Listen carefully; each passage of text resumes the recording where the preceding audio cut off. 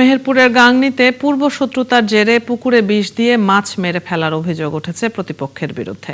বৃহস্পতিবার ভোরে মাছ মরে ভেসে উঠলে বিষয়টি পুকুর মালিক কামরুজ্জামানের নজরে আসে। পুলিশ জানায়, কামরুজ্জামান ৩ বিঘা পুকুরে মাছ চাষ করছিলেন। সকালে এলাকার লোকজন পুকুরে মাছ মরে ভেসে উঠতে দেখেন। পরে পুলিশ গিয়ে দোষীদের বিরুদ্ধে ব্যবস্থা নেওয়ার আশ্বাস দেয়। এদিকে পুকুরে বিষ দেয়ায় প্রায় ২০ লাখ টাকার ক্ষতি হয়েছে বলে দাবি করেছেন মাছ চাষী কামরুজ্জামান।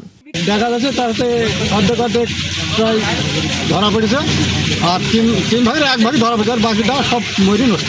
আসলে এইভাবে যদি একজন মাছ চাষির উপরে আক্রোশমূলকভাবে তার ব্যবসাটাকে ধ্বংস করে দেওয়া হয়, তাহলে দেশ অচল হয়ে যাবে। সারা বাংলাদেশ জানে মেহেরপুর জেলা, বিশেষ করে গাংনী উপজেলা মাছ চাষে সারা বাংলাদেশে একটা সাড়া পড়েছে। আমাদের গাংনীর মাছ বিভিন্ন জেলায় যে একটা আমিষের যে অভাব সেটা পূরণ করে।